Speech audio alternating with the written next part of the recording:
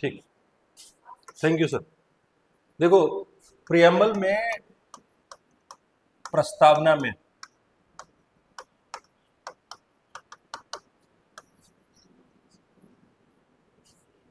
एक बात पहले बता रहा हूं आपको, ध्यान से सुनते रहना। जैसे कहने के लिए प्रियम्बल है, लेकिन जब आप प्री और मेंस के क्वेश्चन देखेंगे प्रीवियस ईयर के, तो अभी मैं आपको भेज दूंगा, आप देखना कितने शानदार तरीके से इन 12 लाइनों से क्वेश्चन बनता है। मेंस का, प्री का तो छोड़ दो, बहुत दूर की बात है, ठीक है। कैसे बनता है वो थोड़ा सा देख लेना जरा। जैसे मैंने बोला कि ये लाइन शुरू होती है we the people of India से, तो सबसे पहले आप ये ध्यान से देखो कि इस देश का नाम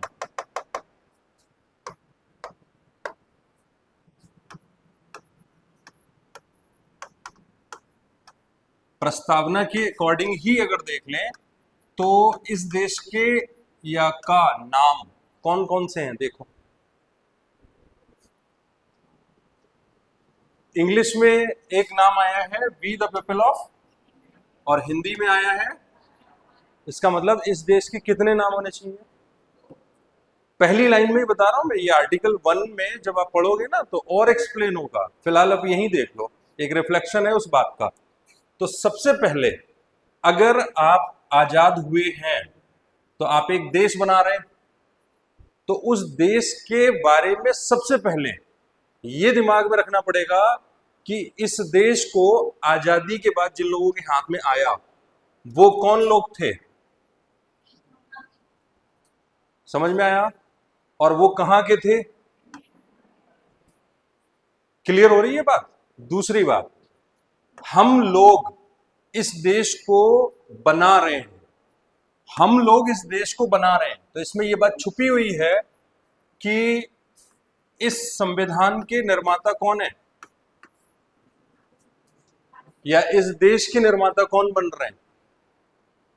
इस देश का निर्माता राष्ट्रपति है, सुप्रीम कोर्ट है, या we the people of India है, या संविधान है।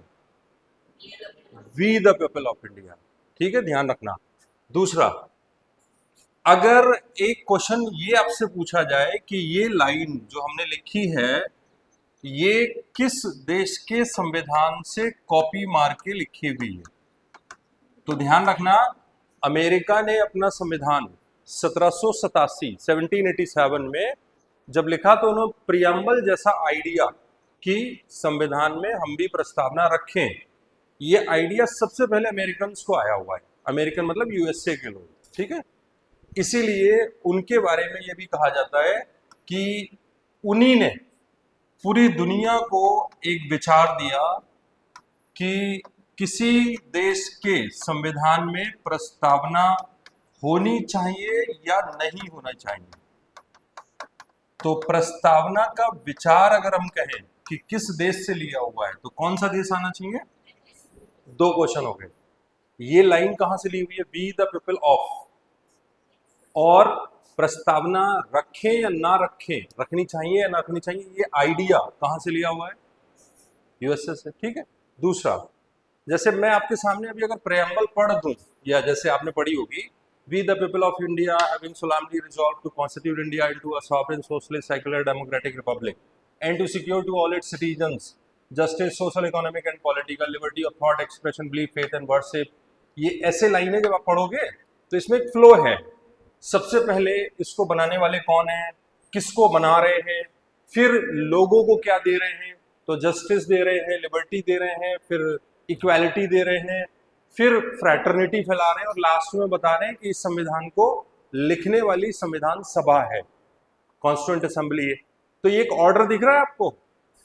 ये हो सकता है कि हमारी प्रियम्बल में जो लिखा है कि इस कॉन्स्टिट्यूएंट असेंबली में 26 नवंबर 1949 को हम संविधान बना के रख रहे हैं, हो सकता है ये लाइन पहले पैराग्राफ में होती, ऑर्डर हो सकता था चेंज होता।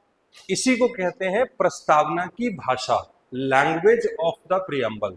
तो ध्यान रखना, अगर ये पूछे कि हमारे संविधान में जो लैंग्वेज ऑफ प्रियम्बल है, प्रस्तावना की जो भाषा है, वो किस देश से ली गई है, तो याद रखना ऑस्ट्रेलिया के संविधान में यही लैंग्वेज यूज हुई है, या प्रियम्बल में यही लैंग्वेज यूज हुई है। ठीक है, पहले इतना बनाओ, एक एक पॉइंट को ध्यान रखना, ऐसे पॉइंट से क्वेश्चन बनता है।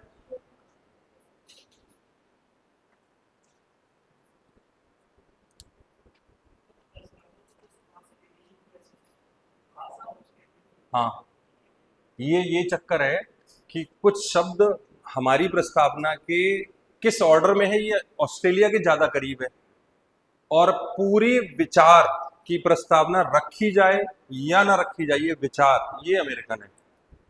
यानी कि पहला देश जिसने प्रस्तावना का विचार दिया होगा या लिखी होगी वो अमेरिका है। ठीक।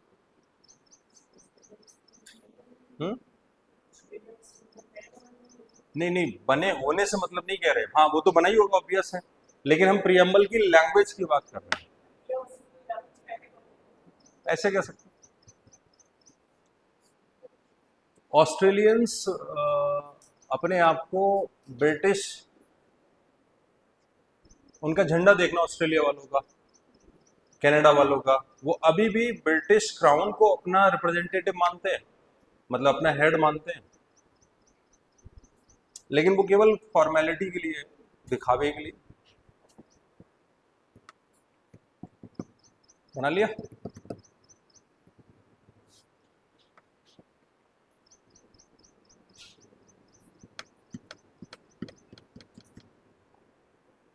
आगे चले, ठीक है।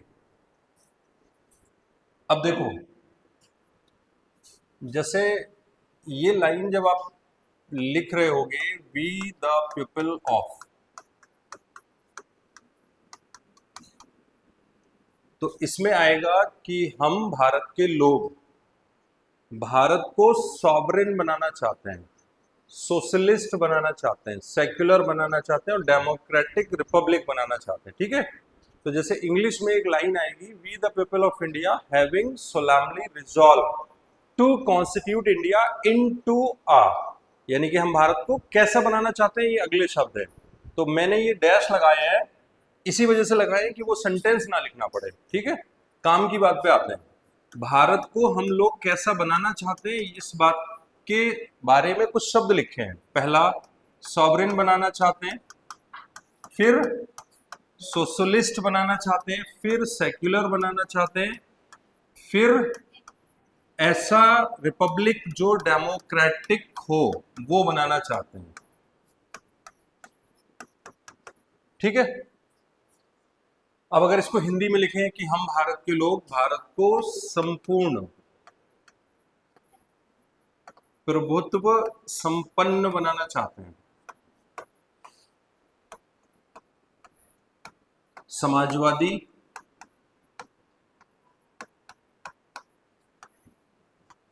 पंथ निरपेक्ष, इसी के जैसा एक शब्द और होता है धर्मनिरपेक्ष। तो दोनों में क्लियरिटी होना जरूरी है, क्वेश्चन बनता है इससे। और ऐसा रिपब्लिक या गणतंत्र जो लोकतांत्रिक हो, या गणराज्य।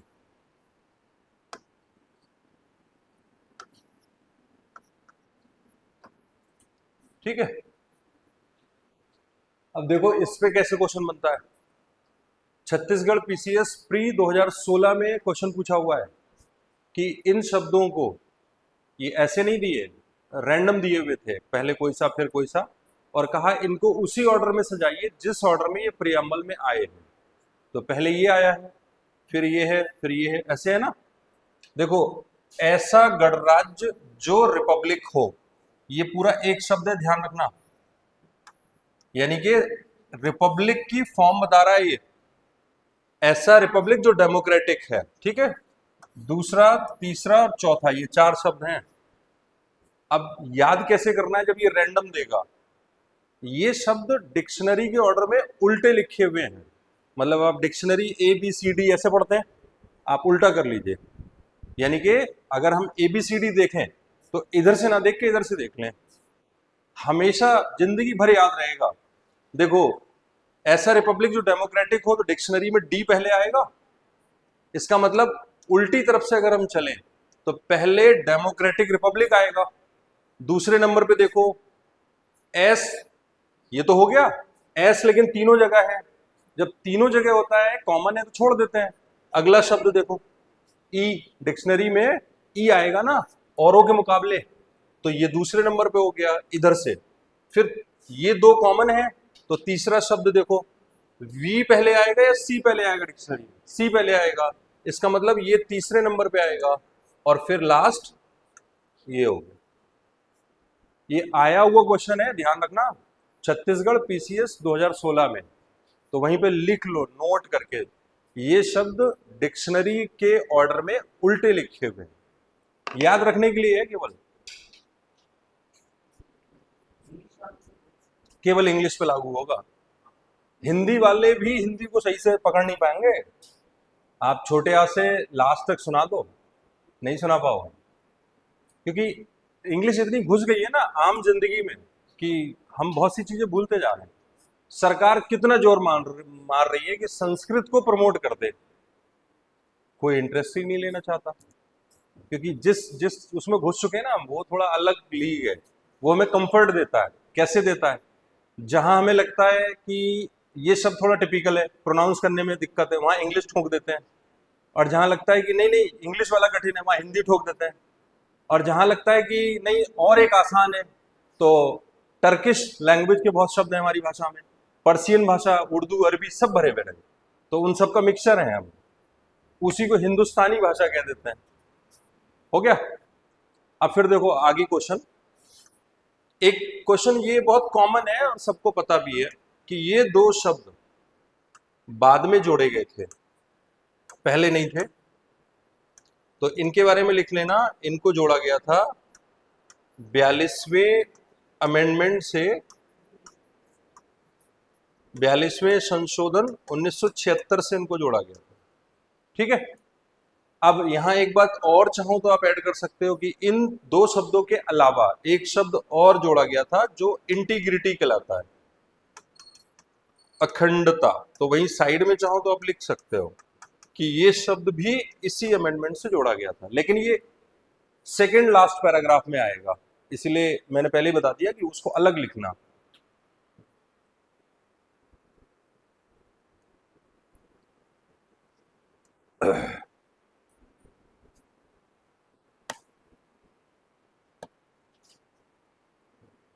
नोट कर लिया?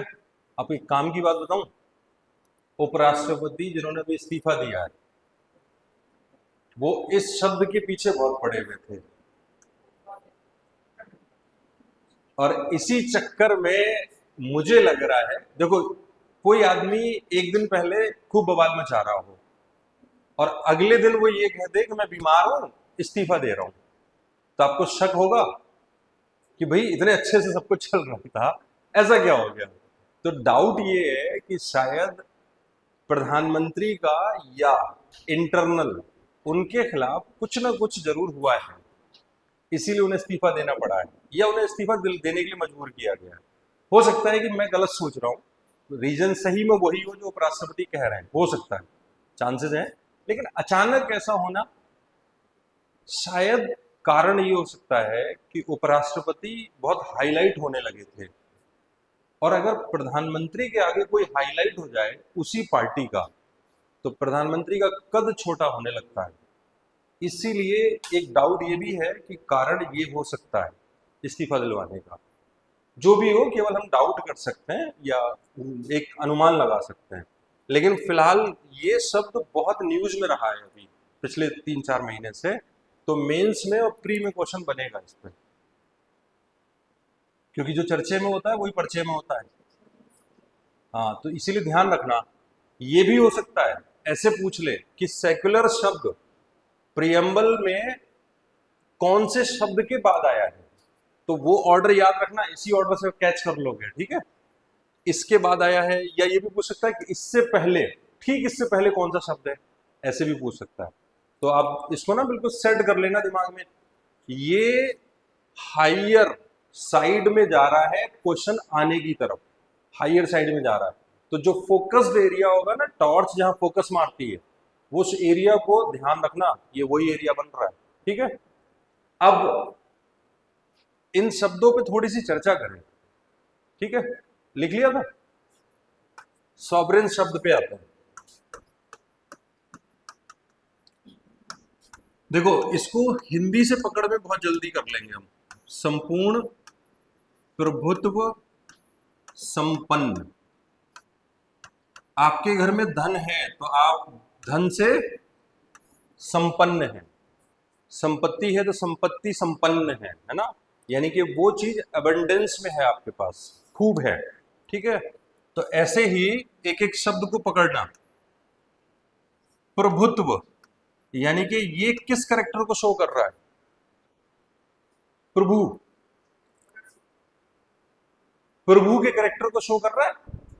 यानी कि त्वा जहां लगा है इसका मतलब ये वाला कैरेक्टर। तो गॉड का कैरेक्टर जिसमें भरा हो और वो भी कंप्लीटली भरा हो, उसी को कहते हैं सॉवरेन। अब बताओ गॉड का कैरेक्टर कैसा है? कैसा है मतलब उससे ऊपर कोई और है? गॉड से, अगर आप गॉड को मानते हैं तो उससे ऊपर कोई है? उसको कोई आदेश दे सकता है? उसको कोई तोड़ या खत्म कर सकता है? शायद नहीं। यही लक्षण जब किसी देश में होते हैं तो वो देश क्या कहलाता है? सॉवरेन कहलाता है। ये सॉवरेनिटी कैरेक्टर आपको एक फ्लो से समझ में आएगा। देखो 1857 की क्रांति होती है। इस क्रांति में भारत के बहुत सारे वो लोग जो जनता के सपोर्ट से अंग्रेजों के खिलाफ युद्ध लड़ रहे थे, उन सबको अंग्रेजों ने हरा दिया। और 1857 खत्म होते होते जहां जहां विद्रोह हुआ था वहां विद्रोहियों को मार दिया गया। ठीक है, इस विद्रोह के पीछे जो मेन कारण था वो था जो राजे रजवाड़े महाराजा टाइप लोग थे, जमींदार टाइप, असल में लीड वही कर रहे थे। रानी लक्ष्मीबाई कौन थी? झांसी की रानी लक्ष्मीबाई कौन थी? एक ऐसी विधवा जिसके गोद लिए गए बेटे को अंग्रेजी सत्ता जायज हकदार नहीं मान रही थी, राजा नहीं मान रही थी। ठीक है, ऐसे ही कितने एरिया ऐसे थे जहां अंग्रेजों ने डॉक्ट्राइन ऑफ लैप्स, हड़प नीति, सहायक संधि, लॉर्ड वेलेस्ली, इन लोगों ने लागू किया ना। तो जो लोग थे राजा महाराजा जमींदार टाइप, वो इस बात से गुस्से में थे। और जनता जब चर्बी वाले कारतूस की खबर फैलती है आर्मी में तो वो इससे भड़कते हैं। अब मिल गए दोनों, लीड करने वाले आ गए और भीड़ जो गोली चलाने वाली वो भी आ गई। इसी की वजह से ये विद्रोह हुआ था।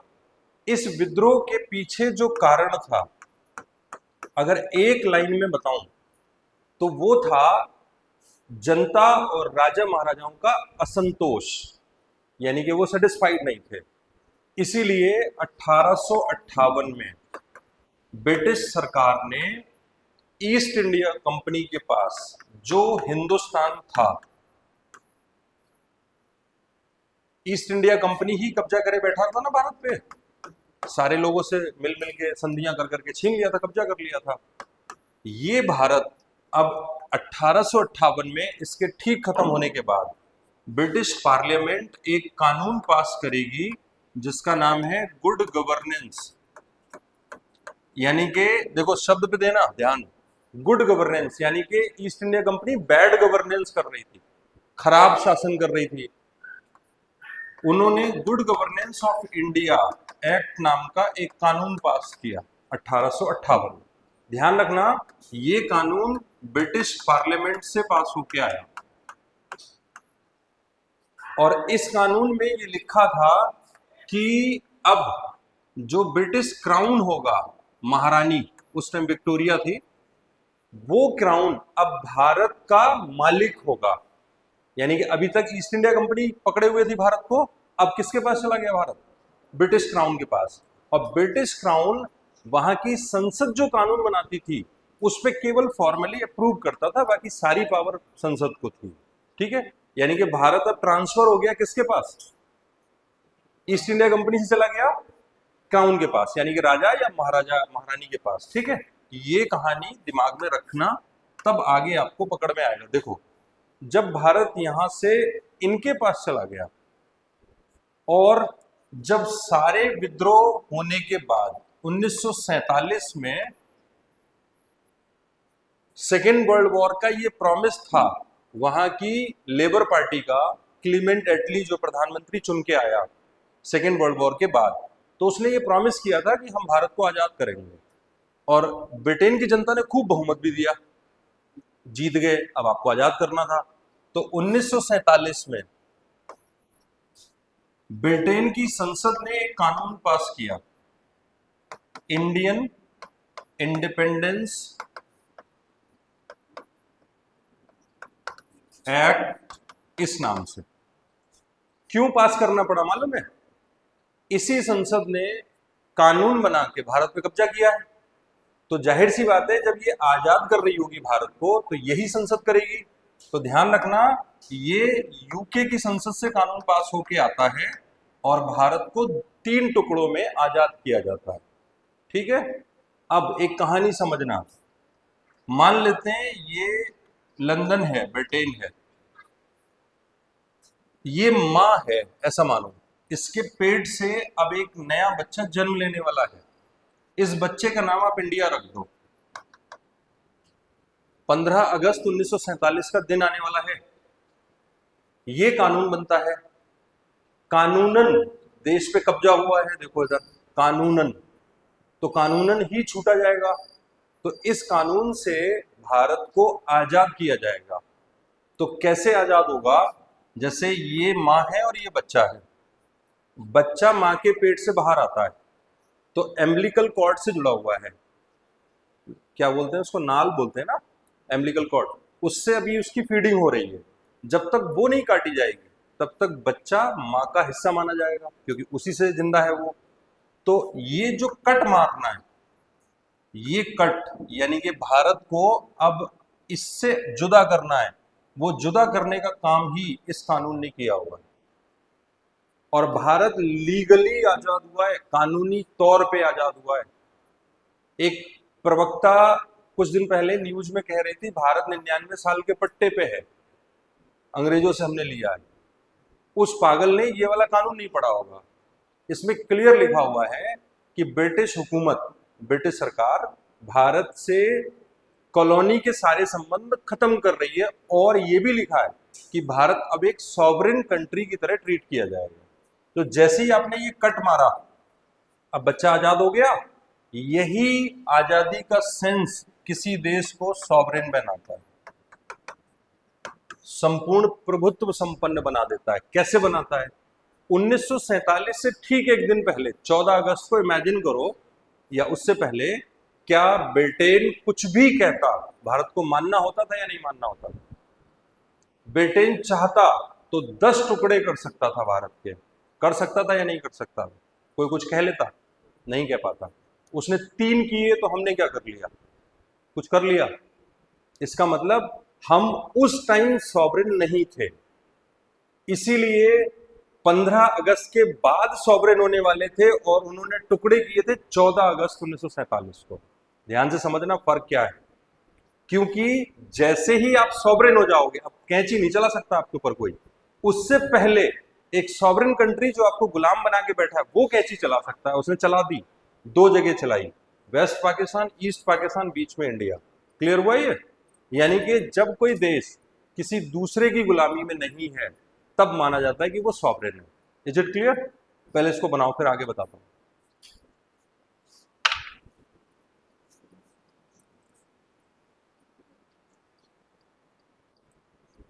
यूपीएससी मेंस में क्वेश्चन पूछा हुआ है, यही इसी से पूछा हुआ है, सॉरी प्री में पूछा हुआ है कि भारत की स्थिति इस तारीख से इस तारीख के बीच कैसी थी? सॉवरेन था, डोमिनियन सॉवरेन था, या केवल डोमिनियन था? ऐसे क्वेश्चन पूछा हुआ है, ध्यान रखना।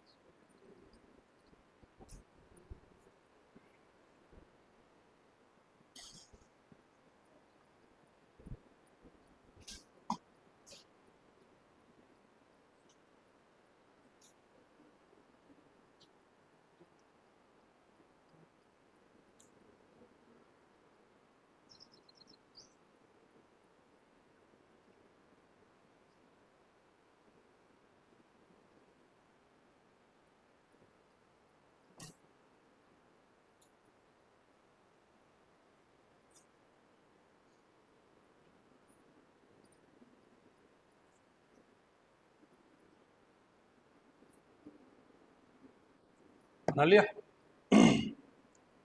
आगे बताऊं। अब देखो, सॉवरेनिटी को और डेप्थ में अगर आपको समझना है तो दो टाइप की होती है। एक इंटरनल सॉवरेनिटी, यानी कि देश की सरहद के अंदर भारत की सरकार कुछ भी कर सकती है, या कोई रोक है नहीं है ना। भारत की सरकार कुछ भी कर सकती है, ये इंटरनल सॉवरेनिटी है, कंफ्यूज मत हो। भारत से बाहर क्या भारत की सरकार या भारत देश कुछ भी कर सकता है? नहीं। इसका मतलब जब हम सॉवरेनिटी की बात कर रहे होंगे तो इसको दो तरीके से डिफाइन करेंगे। पहली बात, भारत के अंदर आंतरिक तौर पे भारत क्या कर सकता है, भारत की सरकार क्या कर सकती है। तो ध्यान रखना, देश के लोगों के लिए, कुछ हद तक विदेशी भी आ सकते हैं इसमें, तो मैंने केवल सिटीजन शब्द लिख दिया, बहुत बेहतर नहीं था फिर भी लिख दिया।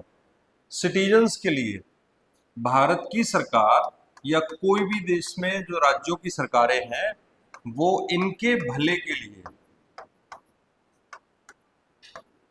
कोई भी स्कीम, कोई भी प्लान, कोई भी कानून बना सकती है जो लोगों के भले में हो। कोई रोक नहीं सकता। देखो, सरकार को हमने चुना है तो सरकार कुछ भी ऐसा तो नहीं कर सकती ना जिस जो हमें बुरा लगता हो, हमें मतलब देश के लोगों को, ऐसा तो नहीं कर सकती। इसीलिए मैंने शब्द लिखा वेलफेयर, यानी कि भला। तो देश की जनता के भले के लिए कुछ भी करने की आजादी है। अब जरा 14 अगस्त 1947 की बात करना, क्या कुछ भी करने की आजादी आपको थी? नहीं थी ना। सिर्फ एक दिन के फर्क की बात बता रहा हूं मैं, नहीं थी, नहीं कर सकते थे आप, क्योंकि आप सॉवरेन कैटेगरी में नहीं आ रहे थे। यही कारण है कि इंटरनल सॉवरेनिटी भी मायने रखती है, यानी कि देश की सरहद के अंदर आप क्या कर सकते हैं, ठीक है। लेकिन फिर एक बात और ध्यान रखना, सिर्फ इंटरनल सॉवरेनिटी से ही देश कंप्लीट सॉवरेन नहीं कहलाता है। जैसे ऑस्ट्रेलिया, कनाडा, इनको ब्रिटिश हुकूमत ने भारत से बहुत पहले लगभग आजाद कर दिया था, केवल बाहर के मामलों को अपने हाथ में रखा हुआ था। तो इंटरनल सॉवरेनिटी तो थी उनके पास, लेकिन तब भी वो कंप्लीट सॉवरेन कंट्री नहीं थे, वो बहुत बाद में बने। फिर आगे देखो, एक्सटर्नल सॉवरेनिटी, जैसे सपोज करो अभी यूक्रेन से युद्ध चला हमारा, ठीक है, रूस ने इसके ऊपर अटैक किया, फिर ईरान में बहुत सारे लोग या इजराइल में बहुत सारे लोग, यानी कि इन सब जगह, एक एग्जाम्पल के तौर पे बता रहा हूं केवल, इन सारे देशों में बहुत सारे इंडियन फंसे हुए थे। यहां तो खासकर एमबीबीएस करने स्टूडेंट बहुत जाते हैं। तो जो इंडियंस इन देशों में फंसे हुए थे, क्या एक देश की ये जिम्मेदारी नहीं है कि वो दूसरे देशों में अपनी औलादें जो वहां फंसी हुई हैं उनको निकाल के लाए?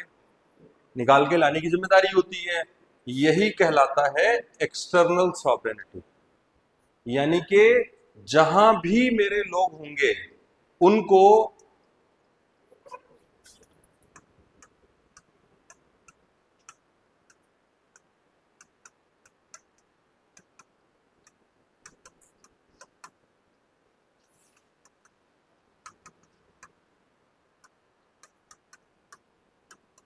उनको बचाव करना या सेफ सिक्योर तरीके से निकाल के लाना। इतना बड़ा खर्चा होता है पता आपको यूक्रेन से, क्योंकि जितना एयर स्पेस था वॉर की वजह से बंद था, तो हवाई जहाज से तो आ नहीं सकते थे। तो भारत सरकार ने पड़ोस के देशों से, पोलैंड वगैरह मार तमाम देशों से बात करके बस से लोगों को बुलवाया दूसरे देश में, फिर वहां से फ्लाइट आई सीधे इंडिया। आप इमेजिन करो कि भारत की सरकार या देश चाहता तो कह देता भैया अपनी जिम्मेदारी पे गए हो, हमें नहीं पता। क्या एक माँ, एक बाप ऐसा कर सकता है? नहीं कर सकता। यही रोल, ये वाला रोल, यानी कि माँ बाप का रोल जब देश निभाता है, इसी को कानूनी भाषा में कहते हैं पेरेंट्स पर्शियाई। इसका मतलब हुआ कि कोई भी देश एक्सटर्नल सॉवरेनिटी का इस्तेमाल अपने बच्चों को बचाने के लिए पूरी दुनिया में कहीं भी कूद सकता है, किसी भी देश से कोई भी समझौता कर सकता है। ठीक है, जैसे एक प्लेन हाईजैक हुआ था, अफगानिस्तान ले जाया गया था, तो जो हाईजैक करने वाले लोग थे उन्होंने जो मांगा वो इंडिया की सरकार ने दिया, क्योंकि उसमें भारतीय बैठे हुए थे। ठीक है, समझ में आया? एक्सटर्नल सॉवरेनिटी बना लो इसको।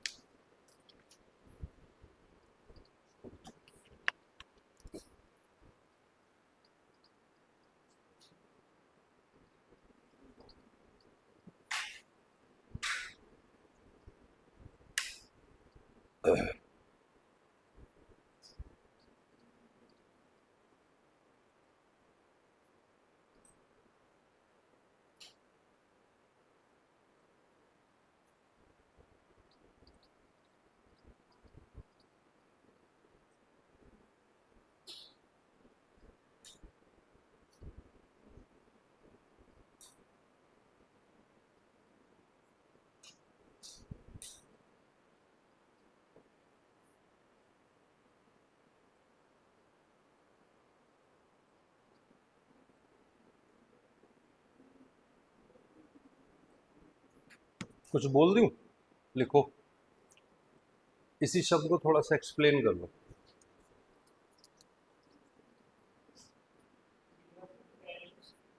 पेरेंट्स पर्शियाई, PARTIA, पर्शियाई लैटिन शब्द है, इंग्लिश का नहीं है।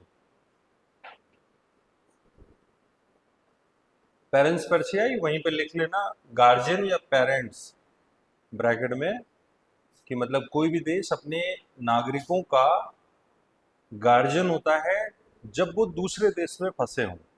ऐसा लिखो, जब कोई देश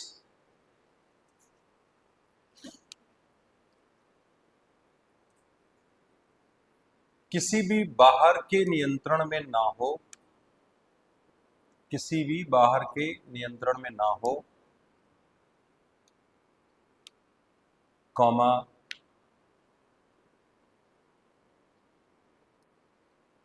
अपने लोगों के लिए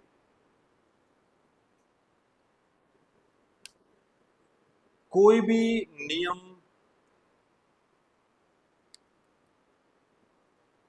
बनाने की शक्ति हो,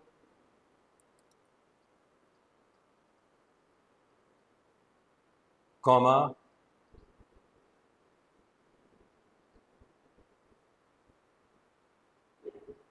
अभिभावक के रूप में अपने लोगों का बचाव, अभिभावक के रूप में अपने लोगों का बचाव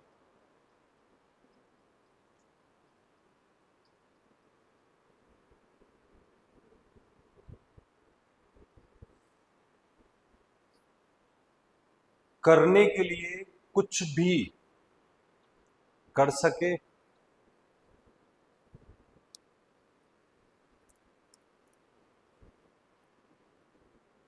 कॉमा,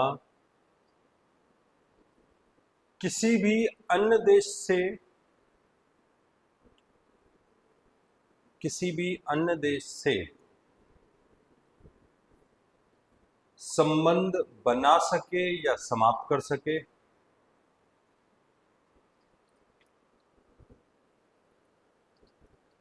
या किसी अंतर्राष्ट्रीय,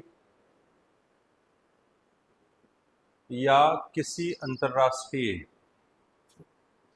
संगठन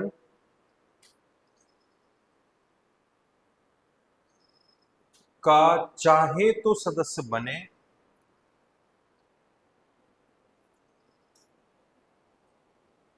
या सदस्यता छोड़ दे।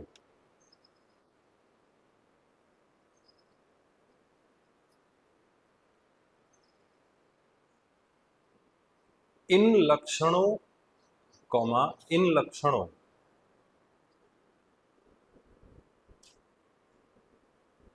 से किसी देश को संपूर्ण प्रभुत्व संपन्न माना जाता है।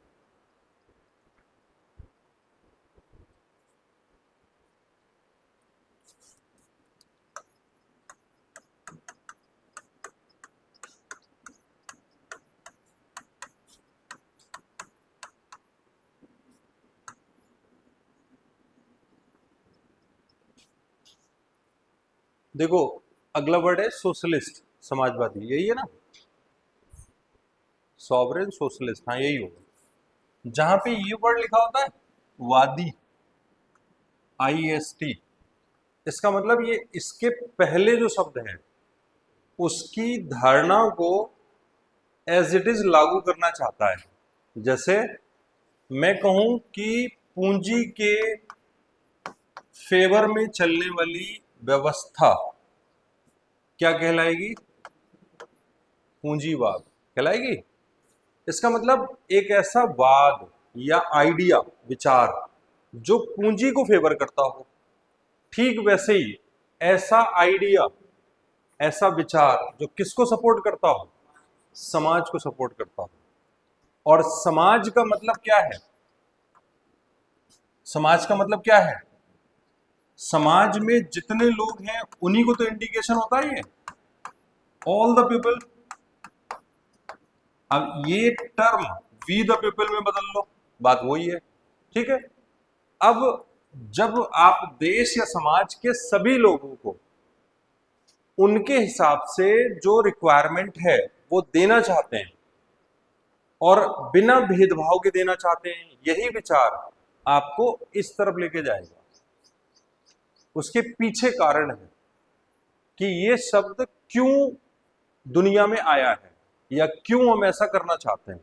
थोड़ा सा जरा इसका हिस्टोरिकल पर्सपेक्टिव देखो, फिर बताता हूं। जैसे मान लो ये अफ्रीकन कॉन्टिनेंट है, इधर नॉर्थ अमेरिका है, इधर साउथ अमेरिका है, इधर यूरोप है, ये एशिया है, ऐसे मान लेते हैं, ठीक है। ऑस्ट्रेलिया वहां कहीं दिखा दो। इस एरिया में क्योंकि यूरोप का जो पूर्वी भाग है वहां तो हालात बहुत खराब है, अभी भी खराब है, डेवलपमेंट बहुत कम है वहां। जो ये वाला एरिया है, क्योंकि इधर इधर के लोगों के लिए स्पेस बहुत कम है और इधर के लोगों के लिए स्पेस है क्योंकि ये ओशन है, अटलांटिक ओशन पड़ता है ना यहाँ पे। ये वाला एरिया जब कोई भी, जैसे मान लेते हैं हम भारत को यहां दिखाते हैं, सपोज करो ये मसाले वाला एरिया कहलाता था, स्पाइसेस है ना, काली मिर्च वगैरह वगैरह। यहां से कोई काली मिर्च लेके बेचने जाता है, वो वहां बेचेगा जहां पैदा नहीं होती होगी। तो ये माल इस रास्ते से होता हुआ पहले सिल्क रूट आता था जो चाइना से कनेक्ट करता था। रेशम, क्योंकि मेन जो वस्तु थी वो रेशम थी जो इस रूट से बेची जाती थी, जाए ले जाते थे, इसीलिए उसको सिल्क रूट कहने लगे। सपोज करो ये यहां से यहां आया और फिर यहां से मिडिल ईस्ट में आया, मिडिल ईस्ट में अरब के व्यापारी बैठे हुए हैं और ये हम लोग या इधर के लोग चाइना वगैरह के, ये अपना माल यहाँ बेच रहे हैं। ये लोग मिडिल मैन का काम कर रहे हैं, अरब के लोग। इधर से यूरोप के लोग आते हैं वो चीजें खरीदने जो इनके यहाँ पैदा नहीं होती हैं, ठीक है। आप कल्पना करो जरा, यहां से चला हुआ माल और जब यहां बिक रहा होगा तो कितने का बिक रहा होगा। आपको पता है वास्को डिगामा जब आया था तो वो जो चीजें यहां से लेके गया था उसके कितने गुना में उसने वहां बेची थी पता है? हाँ, 60 गुना। आप सोचो अगर वो बिना टैक्स दिए ले जाके 60 गुना में बेच रहा है तो ये लोग कितने राजा रहे होंगे यहाँ, जगह जगह जगह जगह सब जगह राजा होंगे ना, तो सब टैक्स लेते होंगे। तो यहां से चली हुई चीज जब यहां बिक रही होगी टैक्स के बाद, तो जब बंदा 60 गुना इधर से जाके बेच लेता है तो उधर तो 120 गुना में बिक रही होगी। 120 गुना का मतलब समझ रहे हैं आप? 1 रुपए की चीज कितने की बिकी वहां? 1 रुपए की चीज 120 की। और जरा इसको मल्टीप्लाई करना बड़े अमाउंट से, 1 करोड़ रुपए का यहां लगाया तो वहां कितने करोड़ कमा लोगे ले जाके, जरा कल्पना तो करो। यही बात है जिसने आंखें खोल दी इस यूरोप में रहने वाले लोगों की, कि अगर पानी से आने पे इतना बड़ा फायदा हो सकता है तो ये रास्ता तो आने वाले टाइम में बहुत कुछ कमवा देगा। वास्को डिगामा आता है और ये सिलसिला जब शुरू होता है तो फिर इन लोगों ने यहाँ लोकल जितना ये एरिया दिखता है ना आपको पूरे एशिया में, इस पूरी बेल्ट में इन्होंने जो कब्जा करना शुरू किया और जो कच्चा माल ये लेके जा रहे हैं, फिर धीरे धीरे वहां क्योंकि पैसा इकट्ठा होता जा रहा है। आपको पता है प्लासी का युद्ध क्यों हुआ था?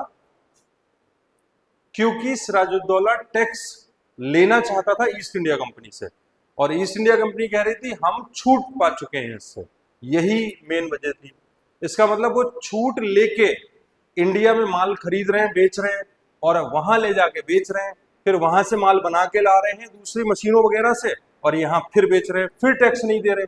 तो इंडिया का तो माल वैसे ही महंगा बिकेगा क्योंकि उस पर तो टैक्स लग रहा है। भाई एक इंडियन व्यापारी ले गया 100 रुपए का सामान और वही ईस्ट इंडिया कंपनी ले जाके बेच रही है, उस पर टैक्स लगा 150 का हो गया, इस पर टैक्स लगा ही नहीं है, 100 का बिकेगा, तो पहले कौन खरीदेगा? यही प्रॉफिट दिमाग घुमा दिया इसने।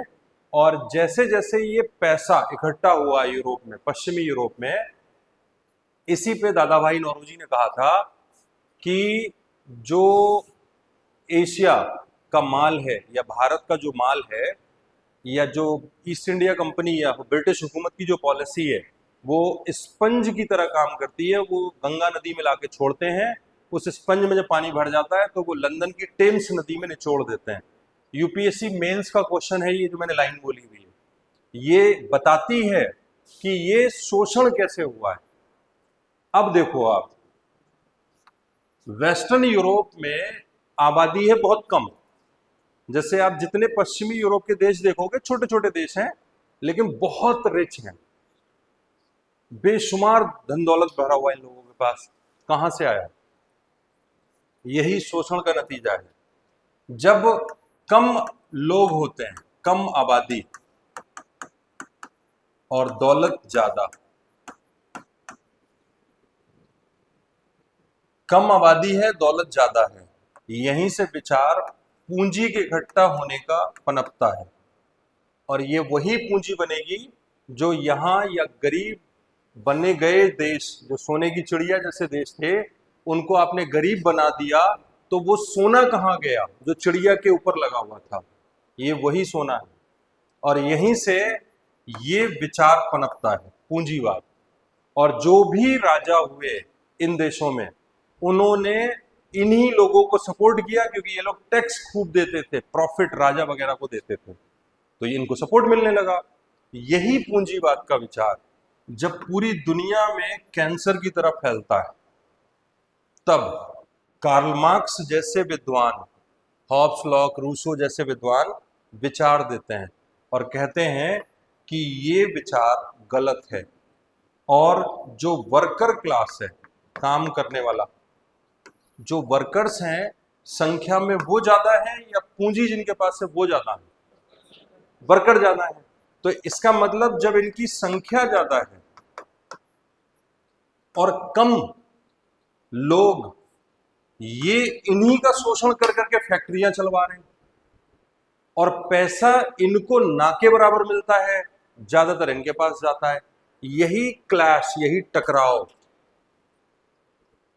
नीचे के वर्ग का अमीर वर्ग के खिलाफ जो टकराव है, इसी से ये पॉइंट निकल के आता है। और ये वही विचार है जिसमें जनता ये चूज करेगी कि सभी के भले के लिए क्या बेहतर हो सकता है, ना कि कुछ ही पूंजीपति लोग सब कुछ डिसाइड कर दें।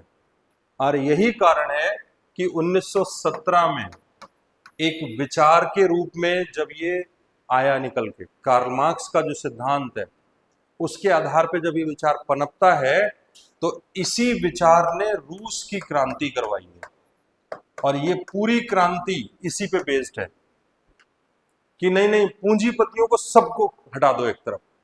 और ये विचार कैसे आएगा? राष्ट्रीयकरण, nationalisation of the property of the factories, यानी कि जो कुछ प्राइवेट सेक्टर के पास है सबको सरकारी बना दो। जैसे भारत में 1969 में इंदिरा गांधी ने 14 बैंकों को नेशनलाइज किया था। ये समाजवाद की तरफ झुकाव दिखाता है, यानी कि प्राइवेट लोगों के हाथ में धन दौलत ज्यादा ना हो, बल्कि एक ऐसी व्यवस्था जिसमें सभी के भले के लिए काम किया जाए, वही समाजवादी कल्पना है। और ये ऐसे मॉडल पे चलता था जैसे ये प्रॉपर्टी है पूरे देश की और इसको इक्वल बांट दो, बजाय इसके कि एक के पास बहुत है और बाकी उसके यहाँ काम कर रहे हैं। ये विचार सही नहीं है। ठीक है, अब लिखो।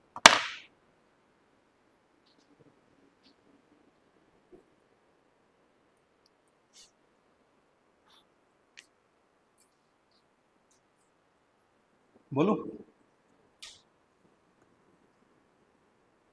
लिखो, ऐसा देश जहां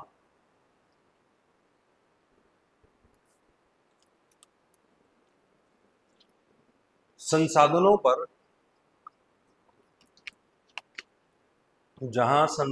पर कुछ ही लोगों का नियंत्रण ना हो, बल्कि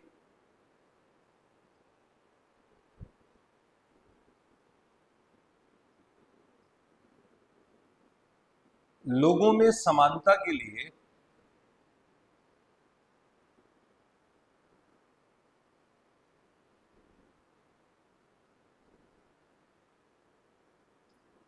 संपत्तियों का राष्ट्रीयकरण जैसे विचारों से,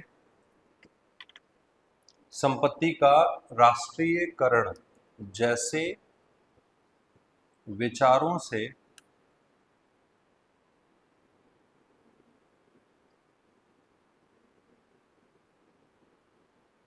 सभी के समान हित में उनका प्रयोग किया जाए, सभी के समान हित में, इन द कॉमन वेलफेयर और द कॉमन इंटरेस्ट, हित में प्रयोग किया जाए, ऐसी व्यवस्था समाजवाद कहलाती है।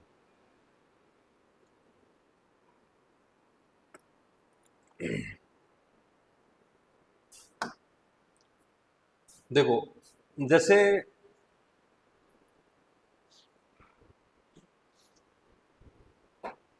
जिसको आज हिंदू धर्म कहते हैं,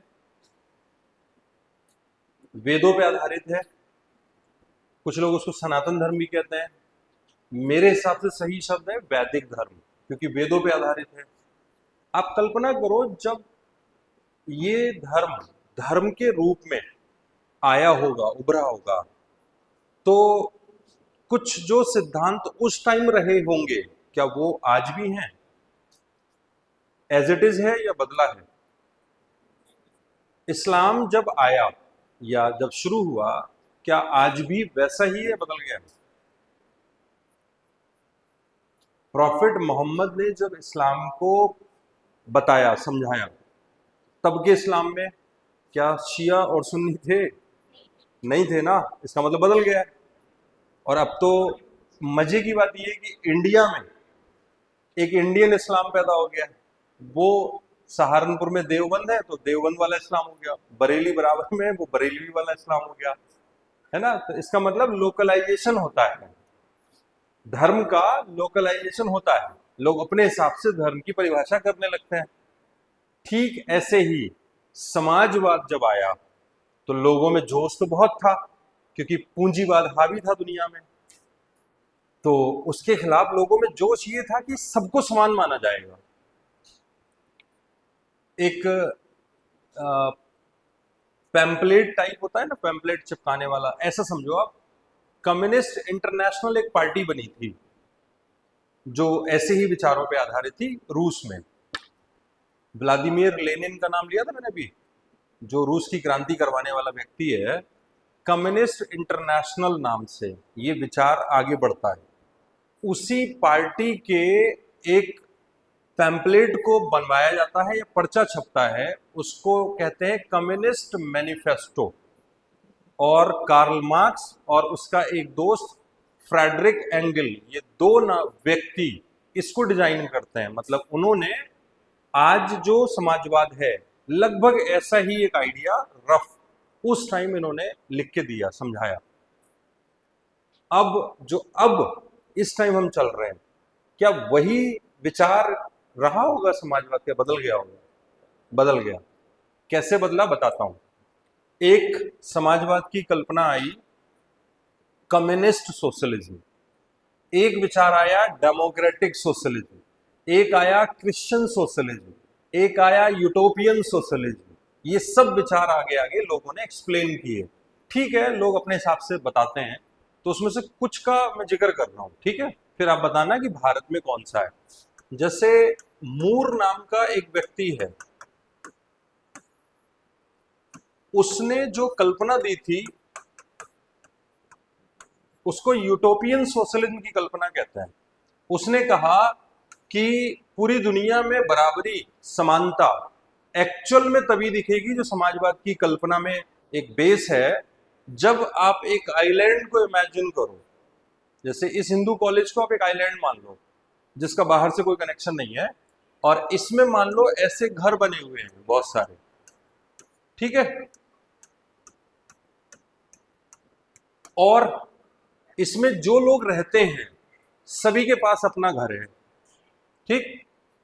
फिर उन घरों की जो मालिकाना स्टेटस है, यानी कि मालिक कौन है, ये भूल जाओ कि कोई एक व्यक्ति किसी घर का मालिक है।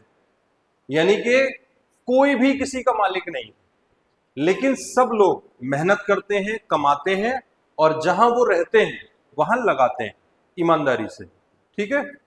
फिर कुछ टाइम के बाद उनका पड़ोस वालों से चर्चा होती है। वो कहते हैं अच्छा अब थोड़ा सा बोर हो गए, अब आप ये वाला आप ले लो और ये वाला घर हमें दे दो। और ये वॉलेंट्री होता है, चाहते हुए लोग करते हैं। तो ये एक्सचेंज होता रहता है 2 साल 4 साल में। तो मान लो मैंने इस वाले घर में बहुत कुछ रखा खरीद के, और जब मैं इस वाले में आने लगा तो ये वाला व्यक्ति जो कुछ यहाँ छोड़ के जाएगा वो मेरा हो जाएगा, और जो मैं छोड़ के आया हूं वो उसका हो जाएगा। लेकिन ये तभी जब दोनों ईमानदार हो। ऐसा ना हो कि थोड़ा काम का समेट लिया और दूसरे में शिफ्ट कर गए। तो ये प्योर कल्पना ईमानदारी पे आधारित है। समानता का रिफ्लेक्शन तभी आएगा जब सभी ईमानदार होंगे। एक ये यूटोपियन सोशलिज्म कहलाता है। लेकिन ये ना बहुत मुश्किल है, क्योंकि इंसान फितरतन कमीना होता है। ये मैं नहीं कह रहा हूं, ये हॉब्स ने कहा है। उसने कहा है by nature by birth man is nastic. Nastic का मतलब जानवर है। सोशलाइज तो हम करते हैं उसको, बच्चे को पाल के मैनर सिखाए जाते हैं। आप जंगल में छोड़ दो बच्चे को, देखो कैसा बन के पैदा होता है। ये हम लोगों ने उसको सोशलाइज किया, सिखाया है। हम लोग जिस मैनर में बैठे हैं ये सीखे हुए हैं, लेकिन फितरतन हम बहुत बचपन से कमीने टाइप हैं, ऐसा कह सकते हैं, ठीक है? ये नेचर में होता है भाई। जानवर और इंसान स्ट्रक्चर तो एक ही है ना, ये सब एक ही है, बस कुछ जीन का डिफरेंस है, वही है। तो इस विचार को बहुत ज्यादा एक्सेप्ट नहीं किया गया। फिर एक दूसरा विचार आया, देखो कि भैया ये बताओ भारत कौन से वाले को ज्यादा बेहतर माने, समाजवाद की किस कल्पना को ज्यादा बेहतर माने? तो एक हम कह सकते हैं कार्ल मार्क्स की विचारधारा। ये विचारधारा ना थोड़ा सा शक्ति जैसा भाव रखती है। दूसरी एक लोकतांत्रिक विचारधारा, लोकतांत्रिक एक विचारधारा ये है। तो ये हो सकता है कि हम कार्ल मार्क्स के प्योर विचारों पे चल दें। अगर उसके प्योर विचारों पे चल देंगे तो उसने तो 1819 के समथिंग कुछ लिखा बताया, तो शायद वो बहुत प्रैक्टिकल नहीं होगा, बड़ा मुश्किल सा है। इसीलिए इसके विचारों से जो समाजवाद अपन पनपा है वो इस नाम से ज्यादा हाईलाइटेड रहता है, जिसको कम्युनिस्ट सोशलिज्म कह देते हैं, साम्यवादी समाजवाद। ये थोड़ा सा टफ फॉर्म दिखा देता है। फिर दूसरी बात कि एक जहां लोकतंत्र के साथ ये कल्पना शामिल की जाए। तो इसमें क्या होगा, जैसे यहां आप क्या कहना चाहोगे इनके विचार से, कि जो लोग जिसको चुन के भेज रहे हैं या लोग जो सरकार चला रहे हैं, वैसे तो सरकार की कल्पना इसमें आती नहीं है, लेकिन अब इस सरकार के बिना आप सोच भी नहीं सकते, इसलिए मैं ये सब लिख दे रहा हूं यहां पे। ऐसी सरकार जो सब कुछ अपने हाथ में कंट्रोल करके रखे, यानी कि सारे संसाधनों पे सरकार का कंट्रोल हो, और जो प्राइवेट को देखे उसको राष्ट्रीयकरण कर दे, अपने हाथ में ले ले, ताकि कॉमन वेलफेयर हो। यानी कि यहां सरकार ज्यादा योगदान देगी लोगों की जिंदगी में, तो इंटरफेयर भी करेगी। चाइना में यही होता है, हर व्यक्ति, चाइना की सरकार कंट्रोल में रखती है हर व्यक्ति को, वो आजादी नहीं है जो हमारे यहाँ है। इसीलिए वो विचार बहुत सूट नहीं करता आज के जमाने में, इसीलिए ये विचार ज्यादा इवॉल्व हुआ है और भारत इसी को फोकस करता है। देखो वहां आप गवर्नमेंट को हाईलाइट करोगे, चलो मान लेते हैं समाजवाद की ये कल्पना है कि लोगों की तरफ से शासन होना चाहिए, यानी कि लोगों का शासन, तो हम मान लेते हैं लोगों का शासन यहां है, ठीक है। तो इसका मतलब बहुत सी चीजें गवर्नमेंट कंट्रोल करे, और जैसे ही आप ये शब्द लगा रहे हैं डेमोक्रेटिक, तो इसका मतलब जो सरकार कर रही है वो मुझे भी करने का मौका दे दो, है ना। लोकतंत्र में यही तो होता है, जो कोई भी करे वो मैं भी करूं, मुझे भी आजादी होनी चाहिए। तो इसका मतलब यहां प्राइवेट सेक्टर या प्राइवेट लोगों को भी छूट होती है। जैसे अगर हम कल्पना करें कि भारत में इस नाम से एक सिम बिकती है, ये सरकारी है, लेकिन भारत में इस नाम से भी एक सिम बिकती है। दूसरा, इस नाम, इसके द्वारा, इसके थ्रू ऐसे बड़े बड़े हॉस्पिटल टाइप चलाए जाते हैं, लेकिन हमारे यहाँ अपोलो जैसे हॉस्पिटल भी चलाए जाते हैं, मेदांता वगैरह वगैरह बहुत सारे हैं ना प्राइवेट। इसका मतलब जिस व्यवस्था में गवर्नमेंट भी रोल प्ले करती हो और प्राइवेट को भी हाथ फ्री मिल जाए, वो कौन सा समाजवाद कहलाएगा। तो ध्यान रखना, ये इंडियन समाजवाद के बारे में यूपीएससी क्वेश्चन पूछ चुका है कि भारत में कौन सा समाजवाद फॉलो होता है। तो उसने कई सारे ऑप्शन दिए थे, एक वो वाला भी था और एक ये वाला भी था, ठीक है। इसका एक और यूपीएससी ने फिर एक बार क्वेश्चन पूछा है कि भारत में जो समाजवाद फॉलो होता है वो इनमें से किस किस का मिला जुला रूप है। तो ध्यान रखना, कार्ल मार्क्स के विचार से जनता सीधे शासन करे, जनता चलाए सिस्टम को देखे, तो इसका मतलब यहां है जनता, अगर इस शब्द में हम जनता मान लें तो है, तो इसका मतलब भारत में इसका विचार कुछ हद तक फॉलो हो रहा है। दूसरा, गांधी जी भी कुछ कहना चाहते थे, तो गांधी के विचार जो इस शब्द में छुपे हुए हैं वो भी यहां आते हैं। इसीलिए ध्यान रखना, यूपीएससी ने पूछा है कि भारत में किन दो लोगों के विचारों से मिलके समाजवाद गढ़ा गया, तो किन दो लोगों से, कार्ल मार्क्स और गांधी। अब नोट करो,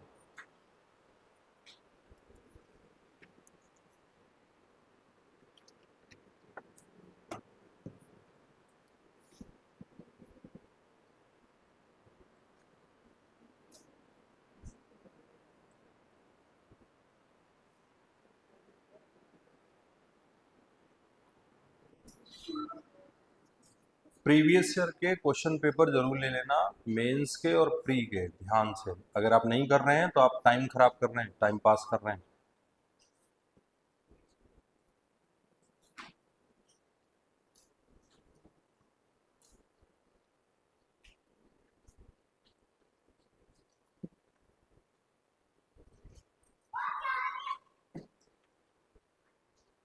चलो बाकी कल करें, थक गए होगे।